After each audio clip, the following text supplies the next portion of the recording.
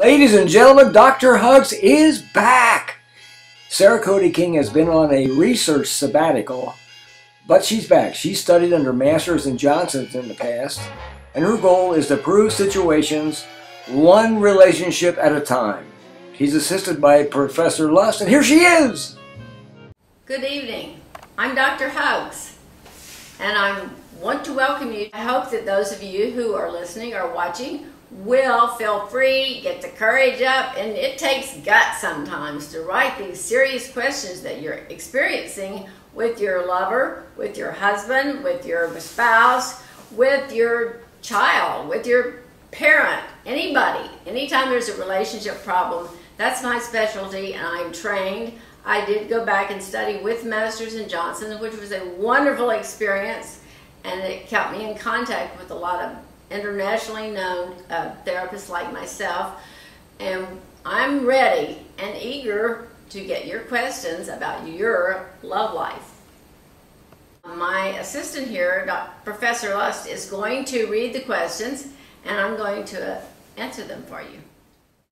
This question is from Mary in Houston. My husband wants sex much more often than I do, and I'm embarrassed to tell him I have a headache all the time. What can I do? Mary, I have a hunch you don't have a headache all the time. Perhaps, but I have a hunch that you just do not have really good communication with him, and so therefore you hesitate about telling him that you're not exactly available every time that he wants to have sex, and that you have the right to feel that way. Some men, very ignorantly, believe that if they have an orgasm, the wife automatically has an orgasm. They believe that because they are in the mood, the wife should automatically be in the mood. These are things that need to be talked about. Communicate, communicate, communicate. I can't say it enough. Because people's sexual desires are different. I mean, just like we have different desires for food or for length of exercise, just about anything. Our desires are unique. They belong to us. So your sexual desire and his sexual desire may be different. And that might be something you want to see a sex therapist about. Communicating to try to negotiate how that can be pleasurable for both of you. The next question is from Mike in Austin. He said, may I use mayonnaise as a sex lubricant? If not, what do you recommend? Mike, I don't recommend mayonnaise as a lubricant. I don't know of any studies that say that that would harm you or harm your partner. However, it is my recommendation that you try something that's been FDA approved for that kind of use. It's just not worth it taking the chance to use mayonnaise. You might want to try it for your hair, but I wouldn't use it for a lubricant. Thanks for writing, though. Ann from Oklahoma City says, my husband found 26 different sex positions on the internet, and some involve lifting me in the air. I'm afraid he might hurt himself. What can I do? Diane, you can count it a blessing that you have a husband that is very open and willing to do different things. Because I get lots of letters from women who say, my partner will not experiment at all. I'm the one that wants to experiment. He doesn't want to. So you can count your blessing that you have somebody that's open to putting some spice and some sizzle back in your relationship. However, I don't think there's just 26 on the internet. I think I've actually seen a calendar that has 365 days worth of different positions. So, my recommendation is for you two to talk about it, decide which few you would like to try, but hey, don't do anything like getting up on his shoulders.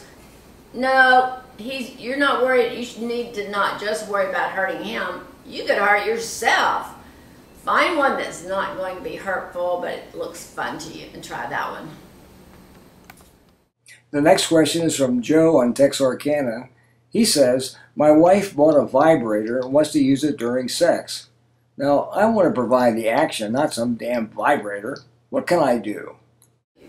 But because it takes guts to write those kind of questions, and that's what I'm urging all of you, listeners and watchers, to have the nerve to put on paper what your problem is. It saves you going to the therapist sometimes. Other times I will recommend that you go to a therapist. Joe, in your particular case, you're having some resentment that your partner wants to have sex toys in the sexual act. That is perfectly okay. I'm giving you permission to use them. If it's something that does not hurt either party, both of you enjoy, and trust me, you might even learn to enjoy as it adds extra stimulation. It doesn't mean that you're not adequate. It means that she wants that plus. This is from Dave in Houston. Is having cyber sex on the internet considered unhealthy? Does it constitute cheating on a spouse or a partner, even if you've never met the person on the other end? What was his name? David. David. It constitutes cheating if your wife or partner considers it cheating. I recently worked with a couple. The woman was actually the had the sexual addiction to the cyber net. Her husband considered that cheating. She was giving a great deal of time sexually to this site, but she was not giving him a great deal of sexual satisfaction. They consequently divorced. In his mind, it totally was. I believe that she thought it was as well, because she carried her laptop computer in the car, even if she went to the grocery store. So she wasn't, she was hiding it, in other words. So yes, I would consider that cheating, unless both of you agree to it. This is from Jim in Dallas. My wife bought some white feathers to use on her during foreplay. Now I want to provide the action during foreplay, not some dinky feathers. What can I do? You have a similar situation as the person that didn't really want the wife to bring a vibrator into the bed. White feathers? What's better than a rubber chicken? I don't think white feathers could be very harmful to anybody, and particularly for men that are really rough. It's a way for you to give that woman of your dreams, give her a gentle touch. She may love the feathers. I'd ask her first.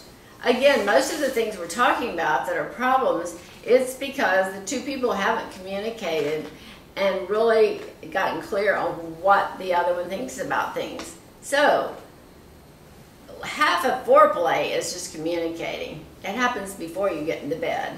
Okay?